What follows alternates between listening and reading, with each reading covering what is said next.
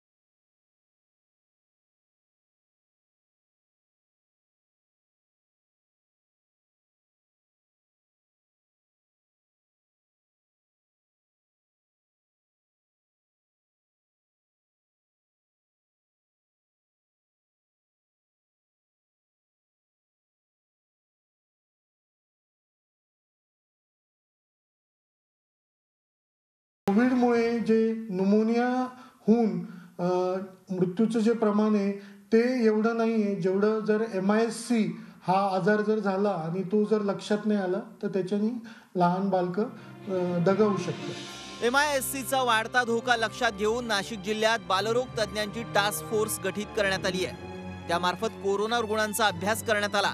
यात पहिल्या लाटेत 2 तर दुसऱ्या लाटेत 8 मुलं अशा आजारानं दगावली आहेत। त्यामुळे मुलांच्या तब्येतीकडे बारीक लक्ष ठेवण्याची गरज डॉक्टरांनी व्यक्त केली आहे। 10ची 10 मुलं जे आहेत त्यांना अगोदरचे काही आजार असोसिएटेड आजार आहेत, काही जणांना कंजेनिटल ॲनॉमलीज आहेत आणि सोबत कोविड झाल्यामुळं त्यांचा दुर्दैवाने मृत्यू झालेला आहे। कोरोनाच्या संभाव्य तिसऱ्या लाटेचा सर्वाधिक धोका लहान मुलांना आहे अशी भीती तज्ञांनी व्यक्त केली आहे। त्यामुळे पालकांनो वेळीच सावध व्हा आणि आपल्या मुलांची काळजी घ्या। योगेश खरे, झी24 तास, नाशिक। विठू माऊलीचा गजर म्हणजे